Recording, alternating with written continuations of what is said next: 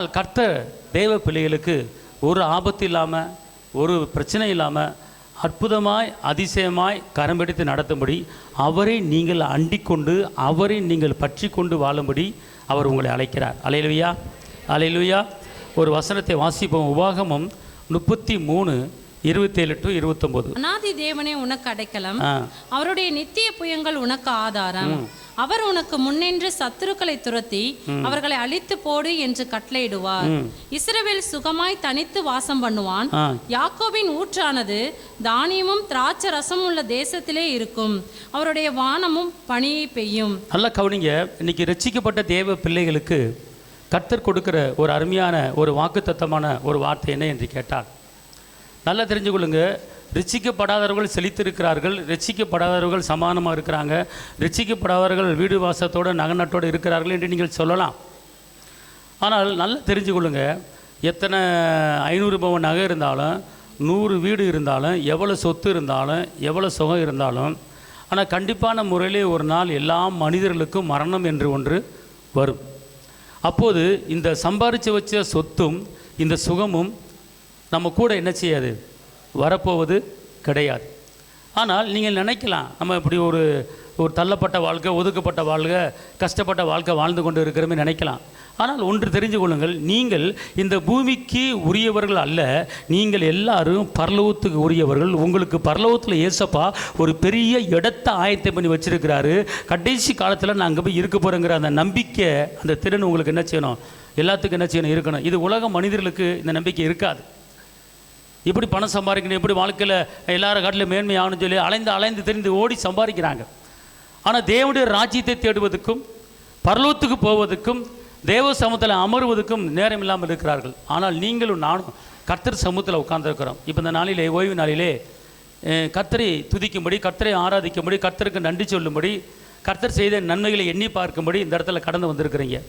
அப்போ இந்த நாளிலே கர்த்தருடைய வார்த்தை உங்களுக்கு கடந்து வருகிறது. அவர் என்ன சொல்கிறார் என்று கேட்டிங்கன்னா, அநாதி தேவனே உனக்கு அடைக்கலம், அவர் நித்திய புயங்கள் உனக்கு ஆதாரம். அதாவது அநாதி தேவனே உனக்கு அடைக்கலம். அதாவது அடைக்கலம் என்பது உங்களுக்கு ஒரு பாதுகாப்பு. எந்த சத்துருவும் உங்கள் வீட்டுக்குள்ளே வர முடியாது. நித்திய புயங்கள் உனக்கு ஆதாரம், நிரந்தரமான விடுதலை, நிரந்தரமான பாதுகாப்பு, நிரந்தரமான கிருபை, நிரந்தரமான அற்புதம், நிரந்தரமான அதிசயம். அதான் நித்திய புயங்கள். அப்போ நித்திய புயங்கள் உனக்கு இருக்கிறது. நான் உனக்கு அடைக்கலத்தை கொடுத்து, உனக்கு பாதுகாப்பை கொடுத்து, உன்னையும் உன் குடும்பத்தையும் உன் சந்ததியையும் நான் வேலி அடித்து நான் கரம் பிடித்து உன்னை நினைத்து கொண்டு வருவேன். எந்த ஆபத்தும் உனக்கு வரப்போவது கிடையாது. நான் உனக்கு ஆபத்து காலத்தில் அனுகூலமான ஒரு துணையும் ஒரு கேடகமாய் நான் உனக்கு இருக்கிறேன். நீ பயப்பட வேண்டிய அவசியம் இல்லை என்று அவர் உங்களை பார்த்து சொல்கிறார். ஒரு சில பேர் ஒரு சில காரியங்களை குறித்து நீங்கள் பயந்து கொண்டிருக்கிறீங்க. அவர் எனக்கு அடைக்கலமாக இருக்கிறார். இந்த உலகத்தில் எங்கு பார்த்தாலும் அமைதி, எங்கு பார்த்தாலும் சமாதானம், எங்கு பார்த்தாலும் நிம்மதி, எங்கே பார்த்தாலும் பாதுகாப்பு, எங்கே பார்த்தாலும் கிருபை இருக்குது அப்படின்னு சொல்ல முடியாது. எந்த பக்கம் போனாலும் பிரச்சனை, எங்கே பக்கம் போனாலும் போராட்டம், எங்கே பக்கம் போனாலும் சண்டை, எங்கே பக்கம் போனாலும் பிரிவினைகள், எங்கே போனாலும் டைவர்ஸு, எங்கே போனாலும் குழப்பங்கள், எங்கே போனாலும் பிரிவினைகள், எங்கே போனாலும் பொறாமைகள், வன்கண்கள் நிறைந்து இருந்து கொண்டு இருக்கிறது இந்த உலகத்தில்.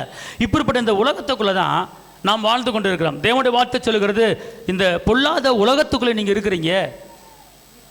அப்போ இந்த பொல்லாத உலகத்தில் கர்த்தர் உங்களை வேறு விரித்து தனியாக உங்களை அழைத்து உங்களை கரம் பிடித்து நடத்துகிறார். அதான் அவர் சொல்கிறாரு, நான் உங்களுக்கு அடைக்கலமாக இருக்கிறேன் அப்படிங்கிறார். அடைக்கலம் என்பது என்னுடைய பாதுகாப்புக்குள்ளே நீ இருக்கிற, என்னுடைய கட்டுப்பாட்டுக்குள்ளே நீ இருக்கிற, என்னுடைய புயத்துக்குள்ளே நீ இருக்கிற. எந்த சேதமும் உனக்கு என்ன செய்ய போவது கிடையாது, வரப்போவது கிடையாது என்று அவர் சொல்லுகிறார். சடிதியில் ஒரு சில பேர்த்துக்கு ஆபத்துகள் வருகிறது, போராட்டங்கள் வருகிறது. ஆனால் கர்த்தர் இன்றைக்கி உங்களை பார்த்து சொல்கிறாரு, நீங்கள் என்ன சொல்கிறீங்க, அநாதி தேவனே எனக்கு அடைக்கலம், அவருடைய நித்திய புயங்கள் எனக்கு ஆதாரம், அவர் எனக்கு முன்னின்று சத்துருக்களை துரத்தி அவளை அழித்து போடு என்று கட்டளையிடுவார். அல்லேலூயா. உங்களுக்கு முன்னால் போய் உங்களுக்கு எதிராக செயல்படுகிற சத்துருக்கள் என்பது ஒரு பலவீனம் என்றால் உங்களுக்கு முன்பாக ஒரு சத்துரு, உங்களுக்கு ஒரு பிரிவினை என்றால் உங்களுக்கு முன்பாக ஒரு சத்துரு, உங்களுக்கு சண்டை என்றால் உங்களுக்கு முன்பாக ஒரு சத்துரு, உங்களுக்கு முன்பாக ஒரு குழப்பம் இருந்தால் உங்களுக்கு முன்பாக ஒரு சத்துரு, உங்கள் குடும்பத்திலே உங்களுக்கு முன்பாக ஒரு பிரிவினை இருந்தால் சத்துரு. அப்போ கர்த்தர் சொல்கிறாரு, இப்படிப்பட்ட சத்துருக்கள் உன்னை சுற்றி வந்து கொண்டு இருந்தாலும் நான் என்ன செய்வேன் என்று அவர் சொல்லுகிறார். சத்துருக்களை என்ன செய்வாரா, அவர் அழித்து போடுவார் என்று அவர் சொல்லுகிறார். இந்த நாளிலே உங்கள் குடும்பத்திலே உங்கள் வாழ்க்கையிலே இப்படிப்பட்ட சத்துருக்கள் செயல்படலாம். ஆனால் கர்த்தர் உங்களுக்கு சொல்றாரு, அந்த சத்ருவை பார்த்து, அந்த பிரச்சனையை பார்த்து, அந்த நெருக்கத்தை பார்த்து, அந்த பொறாமை வன்கண்களை பார்த்து நீ என்ன செய்யாத, நீ பயப்பட வேண்டாம், நீ கலங்க வேண்டாம், நான் உனக்கு முன்னால் போய் அவளை எல்லாவற்றையும் நான் சங்காரம் பண்ண போகிறேன், நீ தைரியமாக இரு என்று அவர் உங்களுக்கு வாக்கு பண்ணுகிறார். யாக்கோபின் தேவன் அவர் உங்களுக்கு சங்கீதம் 46:7-11 என்ன? சேனைகளின் கர்த்தர் நம்மோடு இருக்கிறார். சேனைகளின் கர்த்தர் நம்மோடு இருக்கிறார். யாக்கோபின் தேவன் நமக்கு உயர்ந்த அடைக்கலமானவர். யாக்கோபின் தேவன் நமக்கு உயர்ந்த அடைக்கலமானவர். அல்லேலூயா. எல்லாம் சொல்லுங்க, சேனைகளின் கர்த்தர் என்னோடு இருக்கிறார். யாக்கோபின் தேவன் எனக்கு உயர்ந்த அடைக்கலம். அல்லேலூயா. இப்போ ஆபிரகாமின் தேவன் என்று சொல்லுகிறோம், ஈசாக்கின் தேவன் என்று சொல்லுகிறோம், யாக்கோப்பின் தேவன் என்று சொல்லுகிறோம். அப்படின்னா ஏன் இந்த இடத்துல யாக்கோப்பின் தேவன் என்று அவர் சொல்லுகிறார் என்று கேட்டால், அந்த யாக்கோப்புக்கு உண்டான அந்த உயர்வையும், அந்த யாக்கோப்புக்கு உண்டான ஞானத்தையும், அந்த யாக்கோப்புக்கு உண்டான ஆசீர்வாதத்தையும் என்ன செய்ய போகிறேன், நான் உனக்கு கொடுத்து உனக்கு அடைக்கலத்தை என்ன செய்ய போகிறேன், கொடுக்க போறேன் அப்படிங்கிறார். அல்லேலூயா. சங்கீதம் 91, சங்கீதம் 91. ஆண்டவரே தேவரீர் தலைமுறை தலைமுறையாக எங்களுக்கு அடைக்கலமானவர். அல்லேலூயா. அல்லேலூயா. இந்த உலகத்தில் காசு பணத்தை காட்டிலும் சொத்து சுகத்தை காட்டிலும் நம்மளுக்கு மெயினாக ஒரு பாதுகாப்பு தேவை. என்ன தேவை? பாதுகாப்பு தேவை. போகும்போதும் வரும்போதும் கீழே விழாத அளவுக்கு, பிரயாணம் பண்ணும்போதும், எந்த இடத்துக்கு போனாலும் எந்த இடத்துக்கு வந்தாலும் நமக்கு ஒரு நல்ல பாதுகாப்பு தேவை. அந்த பாதுகாப்புக்கு தான் அடைக்கலம். அடைக்கலம்னா நம்மளை கண்மலையில் வெடிப்பில் வைத்து அவருடைய கரத்தால் வைத்து நம்மளை என்ன செய்வார், மூடுவார். அப்படின்னா எந்த சத்ருவும், எந்த போராட்டமும், எந்த பலவீனமும், எந்த நெருக்கமும் நம்மளை தொடாத அளவுக்கு அவர் நம்மளுக்கு அடைக்கலம் கொடுக்குறார். அப்போ அந்த அடைக்கலம் யாருக்கு கொடுக்குறாரு, எப்படி கொடுக்குறாரு அப்படின்னு கேட்டால், அவர் நமக்கு மாத்திரம் அவர் கொடுக்கல, தெரிந்து கொள்ளப்பட்ட நமக்கும் நம்முடைய சந்ததிக்கு தலைமுறை தலைமுறை வரைக்கும் அவர் என்ன சொல்கிறாரு, அடைக்கலத்தை கொடுக்குறேன் அப்படிங்கிறார். ஆமென் சொல்லுங்க. அல்லேலூயா. அவர் என்ன சொல்கிறார், தலைமுறை தலைமுறைக்கும், இந்த தலைமுறையில் அடுத்த தலைமுறைக்கும். இப்போ நீங்கள் உங்களுக்கு பாதுகாப்பு கொடு, அடுத்து உங்களுடைய பிள்ளைகளுக்கும் அவர் என்ன செய்கிறார், பாதுகாப்பு கொடுக்குறார். பார்த்துக்கொள்ளுங்க. இந்த உலகத்தில் ரொம்ப ரொம்ப இப்போ முக்கியமான ஒரு காரியம் என்னன்னு கேட்டிங்கன்னா, தேவ பிள்ளைகளுக்கு, கிறிஸ்தவர்களுக்கு எல்லாத்துக்குமே ஒரு பாதுகாப்புக்குள்ளே நம்ம இருக்கிறோம். இந்த பாதுகாப்பு எந்த மனிதனும் நமக்கு கொடுக்க போகிறது கிடையாது, எந்த மனுஷன் மூலமாக நமக்கு பாதுகாப்பு வரப்போவது கிடையாது. கர்த்தர் தான் நமக்கு என்ன செய்ய போகிறாரு, பாதுகாப்பு கொடுக்க போகிறார். அவர் தான் நம்மளுக்கு அடைக்கலாம், அவர் தான் கேடகம், அவர் தான் பெலன், அவர் தான் துருகம். பார்த்துக்கொள்ளுங்க. நம்மளுக்கு தலைமுறை தலைமுறைக்கு எந்த பிரச்சனையும் நம்மளை அணுகாத அளவுக்கு கர்த்தர்காரன் கூட இருந்து நம்மளை எல்லையை பெரிதாக்கி ஆஸ்வதிக்க அவர் போதுமானவராக இருக்கிறார். ஆமென். அல்லேலூயா சொல்லுங்க. அல்லேலூயா. அல்லேலூயா. அல்லேலூயா. சத்தம் சொல்லுங்க. அல்லேலூயா சொல்லுங்க. இயேசு எனக்கு தலைமுறை தலைமுறை வரைக்கும் அவர் கேடகமாக இருக்கிறார். சங்கீதம் 94:22. கர்த்தரோ எனக்கு அடைக்கலமும், எனக்கு அடைக்கலமும், என் தேவன், என் தேவன், நான் நம்பி இருக்கிற கண்மலையுமாய் இருக்கிறார். நான் நம்பி இருக்கிற கண்மலையுமாய் இருக்கிறார். அதனால இந்த உலகத்தில் எந்த மனுஷனும் நிரந்தரமான ஒரு பாதுகாப்பு கொடுக்க முடியாது, நிரந்தரமான ஒரு அடைக்கலம் கொடுக்க முடியாது. என் வீட்டில் தங்கிக்க, என் வீட்டில் இருந்துக்க, நான் உனக்கு வீடு தரேன், இந்த வீட்டில் குடியிருந்துக்க, நான் உனக்கு அடைக்கலமாக இருக்கிறேன், நான் உனக்கு பாதுகாப்பாக இருக்கிறேன் அப்படின்னு யாரும் சொல்ல முடியாது, சொல்ல மாட்டாங்க. ஆனால் கர்த்தர் நமக்கு அடைக்கலம் கொடுக்குறார், பாதுகாப்பு கொடுக்குறார். அப்போ அவர் என்ன சொல்கிறாரு, நான் உனக்கு அடைக்கலம் கொடுத்தா எப்படி கொடுப்பேன்னு கேட்டால், கண்மலை போல. அதாவது எப்படி ஒரு பெரிய மலை, அந்த மலையை தாண்டி யாரும் ஓட முடியாது, அந்த மலை மேலே யார் குத்துனாலும் யார் இடித்தாலும் மலையை பேக்க முடியாது. அதே போல் கண்மலையில் உன்னை வச்சு எந்த அம்பும் எந்த பிரச்சனையும் உன் மேலே மோதாத அளவுக்கு கண்மலையினால் உன்னை என்ன செய்ய போகிறேன், பாதுகாப்பு கொடு. அதான் அந்த வசனம் என்ன சொல்லுது, நான் வாசிக்க திருப்பி 94:22. கர்த்தரோ எனக்கு அடைக்கலமும், எனக்கு அடைக்கலமும், என் தேவன், என் தேவன், நான் நம்பி இருக்கிற கண்மலையுமா இருக்கிறார். நான் நம்பி இருக்கிற கண்மலை. அல்லேலூயா. அவர் நமக்கு என்னது, கண்மலை. பார்த்துக்கொள்ளுங்க, நம்பி இருக்கிற கண்மலை பார்த்துக்கொள்ளுங்க. அதனால் நீங்கள் அடிக்கடி வாய் திறந்து பேசுங்க, எனக்கு அடைக்கலம் கர்த்தர் தான், எனக்கு பாதுகாப்பு இயேசு தான் அப்படி என்று நீங்கள் அவரை நீங்கள் மேன்மைப்படுத்தி, அவரை நீங்கள் கனப்படுத்தி நீங்கள் என்ன செய்ய பேசுங்க. எனக்கு எங்கள் அப்பா இருக்கார், எனக்கு எங்கள் அண்ணன் இருக்கார் அப்படிலாம் சொல்லாதீங்க. என்றைக்குனாலும் அவர்களை கைவிடப்பட வேண்டிய நிலைமை வந்துடும், உங்களை ஒதுக்கி தள்ள வேண்டிய நிலைமை வந்துடும். ஆனால் நீங்கள் அவரை சொன்னீங்கன்னா உங்களுக்கு நிறைய மனித ஒத்தாசையை கொடுத்து, உங்களுக்கு பாதுகாப்பை கொடுத்து, உங்களை கரம்பிடித்து நடத்த போதுமானவராக இருக்கிறார். அல்லேலூயா சொல்லுங்க எல்லாரும். சங்கீதம் 18:2. கர்த்தர் என் கண்மலையும், என் கோட்டையும், என் இரட்சகரும், என் தேவனும், நான் நம்பியிருக்கிற என் துருகமும் என் கேடகமும் என் இரட்சணிய கொம்பும் என் உயர்ந்த அடைக்கலமுமாய் இருக்கிறார். இப்போ நல்லா கவனிங்களே. இப்போ இந்த வசனத்தை நீங்கள் எல்லாரும் என்ன செய்றீங்க? படிக்கிறீங்க. இந்த வசனத்தை படிச்சுட்டு அப்படியே நீங்கள் என்ன செய்யற கூட விட்டுறக்கூடாது. இப்போ உங்களுக்கும் உங்கள் குடும்பத்துக்கும் உங்கள் தொழிலுக்கும் உங்கள் வேலைக்கும் உங்கள் பிள்ளைகளுக்கும் நீங்கள் உங்கள் பிள்ளைகள் பாதுகாப்புக்கும் எல்லாத்துக்குமே ஒரு நல்ல ஒரு இரும்பு வேலி அடைச்சது போல, ஒரு அக்கினி மதில்கள் வேலி அடைச்சது போல உங்களுக்கு இருக்கணும். ஏன் இந்த காரியத்தை உங்களுக்கு சொல்கிறேன் அப்படின்னு கேட்டிங்கன்னா, இந்த நாட்களில் அநேக வாலிப பிள்ளைகள் அவர்கள் வழியிலே போய் கொண்டிருக்கிறார்கள், அவர்கள் பாதையில் போய் கொண்டிருக்கிறார்கள். ஒரு பாதுகாப்பு இல்லை வாலிப பிள்ளைகளுக்கு. ஒரு குடும்பத்தில் படிக்க போகிற பிள்ளைகளுக்கு ஒரு பாதுகாப்பு இல்லை. எந்த நேரத்தில் என்ன நடக்கும், என்ன செய்வீங்க ஒன்றுமே தெரியாது. உங்கள் பிள்ளைக்கு என்ன ஆபத்து வரும், என்ன நடக்குன்னு ஒன்றுமே தெரியாது. அப்போ நீங்கள் என்ன செய்யணும்னு கேட்டிங்கன்னா, நீங்கள் ஒன்றுமே செய்ய வேணாம். இந்த வசனத்தை மட்டும் நீங்கள் உங்கள் பிள்ளைகளுக்காக, உங்களுக்காக, உங்கள் கைடு செய்கிற வேலைக்காக, தொழிலுக்காக, பிஸ்னஸுக்காக ஒரு பாதுகாப்பு உண்டாக முடியும். இந்த ஒரு வசனத்தை மட்டும் டெய்லி சொன்னீங்கன்னா ஃபஸ்ட்டு உங்களுக்கு செழிப்பை காட்டிலும் அந்தஸ்தை காட்டிலும் உங்களுக்கு ஒரு நல்ல ஒரு பாதுகாப்பு உண்டாக வேண்டும். காரணம், இந்த வருஷம் ஒரு தள்ளப்படுகிற ஒரு வருஷம், ஒதுக்கப்படுகிற ஒரு வருஷம், சில மனிதர்களால் புறக்கணிக்கப்படுகிற ஒரு வருஷம். இப்படிப்பட்ட சூழ்நிலையிலே வாழ்கின்ற ஒரு காலகட்டத்தில் இருக்கிறனால எந்த அசுத்த கிரியைகளும் நம்மளை தொடாமல் இருப்பதற்கு, எந்த சட்டங்களும் நம்மளை தொடாத அளவுக்கு எஸ்தர் ராஜாத்தி காலத்திலே இஸ்ரவேல் மக்களை பாதுகாப்பு கொடுத்தது போல கர்த்தர் இந்த நாட்களிலே இந்த வருஷத்திலே நமக்கு ஒரு பெரிய பாதுகாப்பு கொடுத்தாலும், தேசத்தில் பலவிதமான காரியங்கள் நடந்தாலும், தேசத்தில் பலவிதமான சம்பவங்கள் நடந்தாலும், ஆனால் கர்த்தர் நமக்கு பாதுகாப்பு கொடுப்பதற்கு பாதுகாப்பு வேலியை நம்ம இட்டுக்கொள்ள வேண்டும். பாதுகாப்பு வேலியை இட்டுக்கொள்வது என்று கேட்டால் ஒரு வீட்டை சுற்றி இரும்பு வேலி போடுவது அர்த்தம் கிடையாது. அது பாதுகாப்பு இல்லை, அது பாதுகாப்பு கிடையாது. ஆனால் நமக்கு பாதுகாப்பு என்ன பாதுகாப்பு என்று கேட்டால், இந்த ஒரு வசனத்தை நீங்கள் சொன்னீங்கன்னா, இந்த ஒரு வசனம் நீங்கள் உங்கள் வேலைக்கு பாதுகாப்பு, உங்கள் தொழிலுக்கு பாதுகாப்பு, உங்கள் வியாபாரத்துக்கு பாதுகாப்பு, உங்கள் பிஸ்னஸுக்கு பாதுகாப்பு, உங்கள் குடும்பத்துக்கு பாதுகாப்பு, உங்கள் வீட்டுக்கு பாதுகாப்பு, உங்கள் பிள்ளைகளுக்கு பாதுகாப்பு, உங்கள் பிள்ளைகள் படிப்புக்கு பாதுகாப்பு, உங்கள் பிள்ளைகள் வெளிதேசத்தில் வேலை பார்க்கும் போது அந்த பிள்ளைகளுக்கு ஒரு நல்ல பாதுகாப்பு உண்டாகிறது. இந்த பாதுகாப்பு எல்லாம் எப்படி உண்டாகிறது என்று கேட்டால், இந்த ஒரு வார்த்தை மூலமாக, இந்த ஒரு வசனத்து மூலமாக தான் உங்களுக்கு பாதுகாப்பு உண்டாகிறது. இந்த வசனம் தான் உங்களுக்கு பாதுகாப்பு கொடுக்கிறது. இந்த வசனம் தான் உங்களுக்கு பலனை கொடுக்கிறது. இந்த வசனம் தான் உங்களுக்கு உயர்வை கொடுக்கிறது. அதனால தான் இந்த வசனத்தை நீங்கள் இறுக பிடித்துக் கொண்டு இந்த வசனத்தின்படி எனக்கு நடப்பதாக என்று சொல்லும்போது பெரிய காரியத்தை செய்வார். இந்த வசனத்தை திருப்பி வாசிங்க.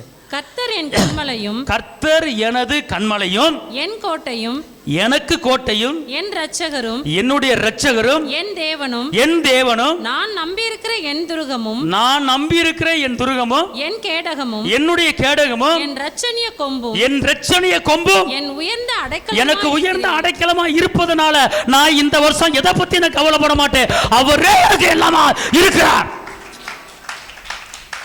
திடீரென்று ஒரு காய்ச்சல் வருகிறது, திடீரென்று பிள்ளை மேல பருப்பருவா வருகிறது, திடீரென்று குழந்தை மேல ஒரு கட்டி கட்டியே வருகிறது. என்ன வியாதின்னு தெரியல, என்ன விளைவுன்னு தெரியல. போராட்டம், சத்துரு வர்றான் இன்னைக்கு. ஆனால் இந்த விளைவின தாக்குதல் உங்க குடும்பத்துக்கு, உங்க பிள்ளைகளுக்கு வராமல் இருக்க வேண்டும் என்றால் கர்த்தர் உங்களையும் உங்கள் பிள்ளைகளையும் உங்க வீட்டையும் உங்கள் குழந்தைகளையும் வேலி அடைக்க வேண்டும். அப்ப வேலி அடைப்பதுக்கு உண்டான ஒரு அற்புதமான ஒரு வார்த்தை தான் இந்த ஒரு வசனம். அல்லேலூயா, அல்லேலூயா, அல்லேலூயா. எனக்கு அவர் உயர்ந்த அடைக்கலமா இருக்கு. அது இது சொல்லும், இது நீங்கள் சொல்லும்போது இதில் என்னென்ன வார்த்தை வருதோ அந்த வார்த்தையின்படி உங்களுக்கு அவர் கட்டளையிடுவாருங்க. உங்கள் பிள்ளைகளை பற்றி நீங்கள் பயப்பட வேணாம், உங்கள் எதிர்காலத்தை பற்றி நீங்கள் பயப்பட வேணாம். காரணம், பல வழியில் பிசாசு என்ன செய்வான், வருவான், பார்த்துக்கொள்ளுங்க. அப்போ இந்த ஒரு வசனம் உங்களுக்கு என்ன செய்யுதுன்னா, உங்களை சுற்றி அப்படியே என்ன செய்யுது, வேலி அடைக்குது. கேடகம்னா உங்கள் மேலே வர்ற அம்பை தடுக்கிறதுக்கு பேர் கேடகம். அப்போனா உங்கள் மேலே வர்ற பிரச்சனையை தடுக்கிறதுக்கு பேர் கேடகம். அப்போ உங்களுக்கு அவர் கேடகமாக இருக்கிறார். எந்த நேரத்தில் என்ன வரும்னு தெரியாது, ஆனால் அவர் உங்களுக்கு என்ன செய்கிறாரு, கேடகமாக இருக்கிறார். இந்த ஒரு வசனத்தை நீங்கள் அறிக்கையிடணும். அறிக்கையிடும் போது இந்த வசனத்தின்படியே கர்த்தர் உங்களுக்கு பாதுகாப்பு கொடுப்பார். இன்னொரு வசனத்தை வாசிங்க. சங்கீதம் 69:29. நானும் சிறுமையும் துயரம் உள்ளவன், தேவனே உம்முடைய ரட்சிப்பு எனக்கு உயர்ந்த அடைக்கலமாவதாக. ரட்சிப்பு உயர்ந்த அடைக்கலம். அப்போ என்னன்னு கேட்டிங்கன்னா, இன்றைக்கி அடைக்கலம் என்பது உங்களுக்கு எல்லாமே நான் சொல்லிட்டேன். ஆனால் இந்த அடைக்கலத்தை பெற்றுக்கொள்வதுக்கு ஃபஸ்ட்டு என்னன்னு கேட்டால் ரட்சிப்பு. ரட்சிப்பு தான் உங்களுக்கு அடைக்கலாம். ரட்சிப்பு இல்லாமல் அடைக்கலம் வராது. புரியுதுங்களா? இயேசுவை ஏற்றுக்கொள்ளாமல் அடைக்கலம் வராது. இயேசுவை அறியாமல் அடைக்கலம் வராது. இயேசுவை சொந்த ரட்சகராக ஏற்றுக்கொள்ளாமல் அடைக்கல வராது. அப்போ ரட்சிப்பு என்பது என்னது? கேடகம். அப்போனா இங்கே உட்காந்துருக்கிற எல்லாருமே நீங்கள் இயேசுவை ஏற்றுக்கொண்டு இருக்கிறீங்க. இங்கே உட்காந்துருக்கிற எல்லாருமே ரட்சிப்பு அடைஞ்சிருக்கிறீங்க. இங்கே உட்காந்துருக்கிற எல்லாமே ஞானஸ்தானம் எடுத்துருக்கிறீங்க. அப்போ ஞானஸ்தானம் எடுத்தனால நீங்கள் ஜலத்தில் பிறந்திருக்கிறீங்க, ஆவியில் பிறந்திருக்கிறீங்க, அவர் பிள்ளைக்கு உண்டான அத்தாரிட்டியில் இருக்கிறீங்க. அதனால அந்த ரட்சிப்பு உங்களுக்கு அடைக்கலத்தை கொடுக்கிறது. அந்த ரட்சிப்பு உங்களுக்கு மீட்பை கொடுக்கிறது. அதுக்கு தான் ரட்சிக்கப்பட்டுட்டீங்களா? ரட்சிப்பு யாருடையது? கர்த்தருடையது. அதுக்கு தான் ஞானஸ்தானம் எடுங்க, அதுக்கு தான் ஆவியில் பிறங்க அப்படின்னு சொல்கிறத பார்த்துக்கொள்ளுங்க. இன்னொரு வசனத்தை வாசிங்க, ஏசாயா 25:4. கொடூரமானவர்களின் சீரல் மதிலை மோதி அடிக்கிற பெரு வெள்ளத்தை போல் இருக்கையில் நீர் ஏழைக்கு பலனும் நெருக்கப்படுகிற எளியவனுக்கு திடனும் பெரு வெள்ளத்துக்கு தப்பும் அடைக்கலமும் வெயிலுக்கு ஒதுங்கும் நிழலும் ஆனீர். அல்லேலூயா. ஏழைகளின் பலனே, எளியவரின் திடனே, புயல் காற்றிலே குளிர் நிழலே. அவ பாருங்க, அவர் ஏழைகளுக்கு என்னவா இருக்கிறாரா? பலனா இருக்கிறார். கடும் வெயிலினிலே அவர் குளிர் நிழலா இருக்கிறார். நல்லா தெரிஞ்சு கொள்ளுங்க. கடும் வெயில், அவர் குளிர் நிழலை நமக்கு என்ன செய்யறாரு? வரப்போறார். ஆமே. அதாவது சொல்லப்பட்டிருக்கு, பெரு வெள்ளத்துக்கு அவர் அடைக்கலாம். பெரிய வெள்ளம், சத்துரு வெள்ளம் போல வரும்போது ஆவியானவர் என்ன செய்வாரு? கொடியேற்றுவார். அப்பனா எவ்வளவு பெரிய வெள்ளம் வந்து உங்க மேல மோதினாலும், சத்துரு எவ்வளவு பெரிய வெள்ளத்தை உங்க மேல மோதினாலும், கர்த்தர் சொல்றாரு அந்த வெள்ளம் உன் மேல மோதாது, உன்னை பார்த்துட்டு அப்படியே திரும்பி ஓடிடும். அல்லேலூயா. அதான் ஏன் கேட்டா, பெருவெள்ளத்துக்கு ஒதுங்கும் அவர் அடைக்கலமாய் உனக்கு என்ன செஞ்சிட்டாரு? பாதுகாப்பு கொடுத்துட்டார். அதனால வரும் நாட்களில் உங்கள் வாழ்க்கையில், உங்கள் குடும்பத்தில் எந்த காரியத்தை குறித்தும் பயப்படாதீங்க. இந்த நாளிலே ஆராதனை வேலை ஒரு சில பேர் ஒரு சில காரியத்துக்கு பயந்துருந்தாங்க. ஐயோ நான் சீக்கிரம் போயிடுவணும்னு பயப்படுறாங்க ஒரு சில பேர். ஒரு சில பேர் என் வாழ்க்கை எப்படி இருக்க போதோன்னு பயப்படுறாங்க. எந்த காரியத்தை குறித்து நீங்கள் என்ன செய்யாதீங்க, பயப்படாதீங்க. கர்த்தர் எனக்கு சகாயர், நான் பயப்படேன், மனுஷன் எனக்கு ஒன்றும் செய்ய முடியாது. மீண்டும் பயப்படுவதற்கு நான் அனுமதித்தின் ஆவியை பெறலை. அப்பா பிதாவென்று கூப்பிட பண்ணுகிற புத்திர சுவீகாரத்தின் ஆவியை என்ன செஞ்சுருக்கிறேன்? பெற்றிருக்கிறேன். அல்லேலூயா, அல்லேலூயா. நல்லா தெரிஞ்சு கொள்ளுங்க, கர்த்தர் இன்னைக்கு உங்களுக்கு வாக்கு பண்ணுகிறார். வாசிங்க சங்கீதம் 107:41. எளியவனையோ சிறுமை நின்று எடுத்து, எளியவனை சிறுமையிலிருந்து எடுத்து உயர்ந்த அடைக்கலத்திலே வைத்து, உயர்ந்த அடைக்கலத்தில் வைத்து அவன் வம்சங்களை மந்தையை போல் ஆக்குகிறார். அல்லேலூயா. உங்க வம்சம், உங்க பிள்ளைய மந்தை பெருகுவது போல பெருக போறாங்க. அல்லேலூயா. இங்க இருங்களேன், தாய் தகப்பன் படித்திருக்க மாட்டார்கள். தாய் தகப்பன் 7-8 படித்திருப்பார்கள். ஆனால் பிள்ளைகளை வலுவாக படிக்க வச்சு பிள்ளைகள் ஆங்கிலத்தில் மொழிபெயர்க்கும்படியான ஒரு உயர்ந்த ஸ்தானத்தில் ஒரு பெருக்கத்தை கொடுத்து தான் கர்த்தர் உங்கள் பிள்ளைகளை வைக்க போகிறார். ஞானத்தில் அறிவிலும் உங்கள் பிள்ளையை வளரப்போகிறது. அல்லேலூயா. இன்னைக்கு பெற்றோர்கள் படிக்கலை, ஆனால் பிள்ளைகள் பெற்றோரை காட்டிலும் மேலே படித்து மேலே போயிட்டே இருக்கிறாங்க. அல்லேலூயா, அல்லேலூயா. அந்த காலத்து பெற்றோர்கள் படிப்புக்கு முக்கியத்துவம் கொடுக்கல. ஒரு குறிப்பிட்ட அளவு எழுத படிக்க தெரிஞ்சா இப்போ இந்த வேலையை பாரு, அந்த வேலையை பாருன்னு சொல்லி உண்டாக பெற்றோர்கள். ஆனால் இந்த காலத்து பெற்றோர்கள், நான் கஷ்டப்பட்டு நைட்டும் பகலும் வேலை பார்த்து உன்னை படிக்க வைப்பேன், நீ கண்டிப்பாக படிக்கணும் அப்படின்னு சொல்கிற தாய் தான் இருக்காங்க, தகப்பன் தான் இருக்கிறாங்க. ஆமே. அப்படிப்பட்ட தாய் தகப்பன்மார்கள் நீங்கள். ஆனால் கர்த்தர் சொல்கிறாரு, உங்கள் பிள்ளைகளை எப்படி வைக்க போகிறேன்? எப்படி வைக்க போகிறேன்? இந்த வசனம் என்ன சொல்லுது? மந்தையை போலாக்குகிறார். உங்கள் வம்சம் என்னது? எல்லாம் சொல்லுங்க, என் வம்சம் மந்தை பெருகுவது போல என் வம்சம் பெருக போகுது. ஒரு காரியத்தை தெரிஞ்சு கொள்ளுங்க, இங்கே உட்கார்ந்துருக்கிற பெற்றோர்கள் தாய்மார் தகப்பனமாராக இருக்கலாம். நீங்கள் பட்ட கஷ்டம், நீங்கள் பட்ட அவமானம், நீங்கள் பட்ட நிந்தை, நீங்கள் பட்ட துக்கம், நீங்கள் பட்ட விளைவனம், நீங்கள் பட்ட நெருக்கம் ஒரு 5% கூட உங்கள் பிள்ளைங்க படாது. உங்கள் பிள்ளைங்க நிம்மதியான வாழ்க்கை வாழும். உங்கள் பிள்ளைகள் அவமானம் அடைவது இல்லை, உங்கள் பிள்ளைங்க விளைவிடப்படுவது இல்லை, உங்கள் பிள்ளைகள் நெருக்கப்படுவது இல்லை, உங்கள் சந்ததியை பெருகி இருக்கும். உங்க வம்சம் உயர போது. கர்த்தர் இன்னைக்கு வாக்குப்படுகிறார். ஐயோ என்னைய போல என் பிள்ளை வாழ்ந்துருமா? இல்ல, உன்னை போல வாழாது. உன் பிள்ளை மலை மேல இருக்கிற பட்டணம் போல உயர போது. அப்படித்தான் உங்க பிள்ளைய வாழ போகுது. உங்க பிள்ளைய நெருக்கப்படுகிற காலங்கள் போய்விட்டது. உங்கள் பிள்ளைகள் பூர்ண அழகுள்ளவர்களாக இருக்க போறாங்க. யோபு பிள்ளைகள் போல உங்க பிள்ளைய இருக்க போறாங்க. அல்லேலூயா. உங்க பிள்ளைகள் வெளியே புறப்பட்டு போய் கொளுத்த கன்றுகள் போய் வளர போறாங்க. உங்கள் பிள்ளைகளை பற்றி நீங்கள் கவலைப்பட. இந்த இடத்துல யாராவது என்ன பிள்ளையை எப்படி வளர்க்க போகிறேன், இந்த பிள்ளைகளை எப்படி படிக்க வைக்க போகிறேன், இந்த பிள்ளை பெற்றுட்டுன்னு குழந்தைய பெற்றுட்டுன்னு இந்த குழந்தைய படிக்க வைக்கணுமே வளர்க்கணுமே, ஒரு நகை மில்லையே நட்டு மில்லையே போல்ட்டு மில்லையே, எனக்கு 2 பொம்பளை பிள்ளை இருக்கு, நீ நகையை பற்றி கவலைப்படாத, நட்டை பற்றி கவலைப்படாத, போல்ட்டை பற்றி கவலைப்படாத.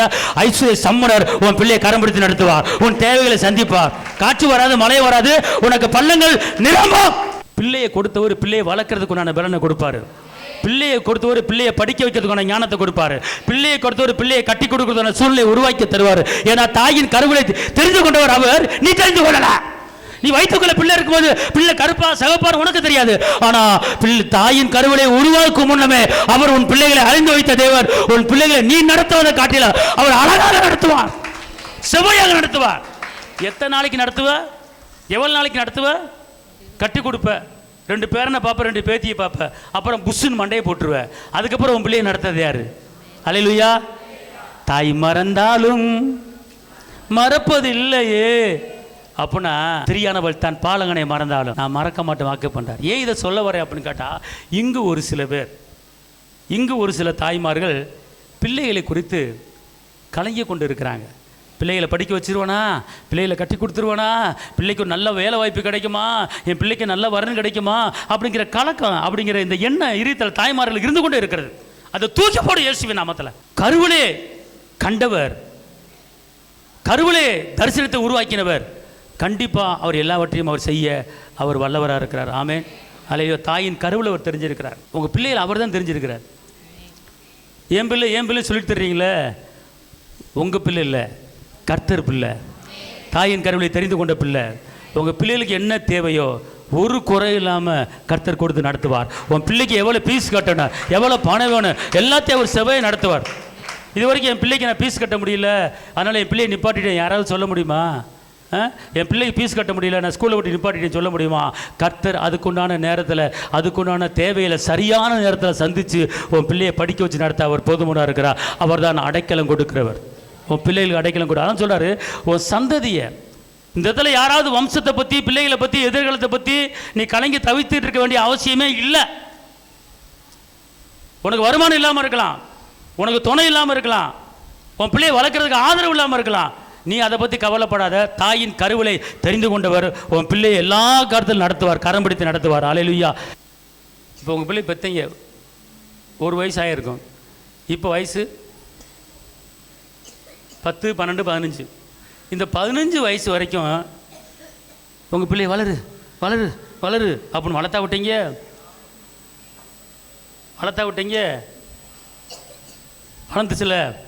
வளர்ந்துச்சுல.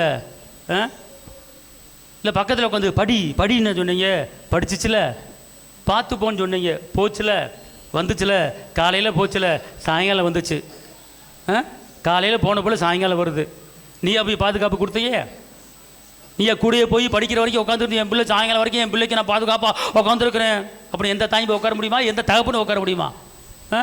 நானும் பாடம் சொல்லிக் கொடுக்க கேட்குறேன் அப்படின்னா உட்கார முடியுமா? முடியாது. இந்த பகல் ஃபுல்லாக காலைல பிள்ளையை காலேஜுக்கு அனுப்புகிற, சாயங்காலம் வருது. அந்த பிள்ளை பத்திரமா வர்றது நீ கிடையாது, பத்திரமா வர்றது நீங்கள் கிடையாது. பாதுகாப்பு கொடுக்குறது யார்? அவர் தான். நடத்தினார்ல, பாதுகாப்பு கொடுத்தார்ல, தேவையில சந்திச்சார்ல. இதுவரை உன்னை நடத்தின தேவன் இனியும் நடத்தி செல்வார். எபினேசர் அவர்தானே. இதுவரை என் பிள்ளைய நடத்தின தேவன் இனியும் நடத்தி செல்வார். எபினேசர் அவர்தானே.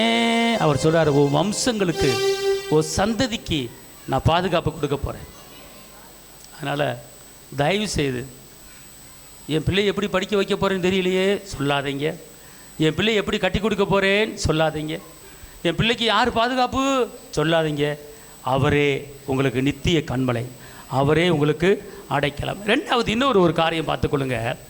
அவர் நல்லா உங்களுக்கு பாதுகாப்பு கொடுக்கணும், நல்லா உங்களுக்கு பலனை கொடுக்கணும் அப்படின்னு கேட்டா, எரேமியா 20:13 கர்த்தரை பாடுங்கள், கர்த்தரை பாடுங்கள், கர்த்தரை துதியுங்கள், கர்த்தரை துதியுங்கள். அவர் எளியவனுடைய ஆத்துமாவை பொல்லாதவர்களின் கைக்கு தப்புவிக்கிறார். இப்ப கவனிங்க, எளியவனுடைய ஆத்துமாவை பொல்லாதவர்கள் கைக்கு தப்பி வைக்கிறார். அப்பனா இந்த உலகத்துல எந்த நேரத்தில் பொல்லாப்பு வரும், பிரச்சனை வரும்னு உங்களுக்கு தெரியாது. சரிங்களா? அப்போ என்ன செய்யணும் அப்படின்னு கேட்டிங்கன்னா, அந்த பிரச்சனை உங்களுக்கு வராமல் இருக்கணும்னா நீங்கள் என்ன செய்யணும்? கர்த்தரை என்ன செய்யுங்க? பாடுங்கள், கர்த்தரை துதியுங்கள். அப்போது அவர் சொல்றார், எலியனுடைய ஆத்துமாவை பொல்லாதுள்ள கைக்கு என்ன செய்ய போறேன்? தப்பி போறேன். அதாவது உங்க ஆத்துமா எளிமையான ஆத்துமா, துக்கமான ஆத்துமா, வேதனையான ஆத்துமா, தாழ்மையான ஆத்துமா, இரக்கமுள்ள ஆத்துமா. இந்த ஆத்துமாவுக்கு சில பாடுகள் வரும்போது அந்த ஆத்துமா தாங்காது. இந்த ஆத்துமாவுக்கு சில அவமானம் வரும்போது இந்த ஆத்துமா தாங்காது. இந்த ஆத்துமாவுக்கு ஒரு போராட்டம் வரும்போது இந்த ஆத்துமா தாங்காது. இந்த ஆத்துமா துவண்டு போயிடும். இந்த ஆத்மா பெறலாம போயிடும். அப்ப இப்படிப்பட்ட இந்த ஆபத்துக்கள் இந்த ஆத்மாவுக்கு வராமல் இருப்பதற்கு நீங்க என்ன செய்யணும்? கர்த்தரை துதியுங்கள், அவர் என்றும் நல்லவர், அவர் பேரன்பு என்றும் உள்ளது என்று கர்த்தரை நீங்கள் துதிக்கும் போது, கர்த்தரை நீங்கள் பாடும்போது, கர்த்தரை நீங்கள் ஆராதிக்கும் போது இந்த ஆபத்துக்களில் இருந்து அவர் உங்களை விடுவித்து உங்கள் கட்டுகளை அறுத்து போடுகிற வல்லமை தான் கர்த்தரை பாடுகிற பாடல்கள். அல்லேலூயா. இந்த வசனம் சொல்லுது, எலியனுடைய ஆத்துமாவை சத்துருக்கின் கையிலிருந்து தப்பி வைக்கிறதுக்கு நீங்க என்ன செய்யணும்? கர்த்தரை பாடுங்கள், கர்த்தரை பாடுங்கள், கர்த்தரை துதியுங்கள், கர்த்தரை துதியுங்கள். அவர் எலியவனுடைய ஆத்துமாவை, அப்ப எலியனுடைய ஆத்துமாவை பொல்லாத மனிதர்களுடைய கைக்கு தப்பி வைக்கிறதுக்கு நீங்க என்ன செய்யணும் அப்படின்னு கேட்டா, உங்களுக்கு பாதுகாப்புக்கு, அதாவது நல்லா தெரிஞ்சுக்கணும், கர்த்தர் உங்களை அடைக்கலமாக இருக்கிறார், அவர் உங்களுக்கு கேடகமாக இருக்கிறார், அவர் அரணாக இருக்கிறார், அவர் உங்களுக்கு கோட்டையாக இருக்கிறார். நல்லது. ஆனால் அவர் உங்களுக்கு அரணும் கோட்டையமாக இருக்கணும் என்றால் இந்த ஆத்துமாவில் உங்களுக்கு வந்து பயம் வரக்கூடாது, இந்த ஆத்துமாவில் போராட்டம் வரக்கூடாது. அப்போ இந்த ஆத்துமா வந்து பொல்லாத மனுஷன் ஏதாவது ஒரு பிரச்சனை உண்டு பண்ணுவான். அப்போ இதிலிருந்து தப்பிச்சு நீ வாழணும், இதிலிருந்து விடுவித்து நீ வாழணும். அதுக்கு என்ன செய்யணும் அப்படின்னு கேட்டிங்கன்னா, நீங்கள் அனுதினமும் அவர் என்ன செய்யணும்? பாடணும். எந்த பாட்டு பாடணும்? அப்பா பாட்டு பாடணும். எந்த அப்பா? ஏசப்பா பாட்டை நீ என்ன செய்யணும்? பாடணும். அப்படி பாடும்போது உங்கள் மேலே ஒரு மகிமை இறங்க பார்த்துக்கொள்ளுங்க.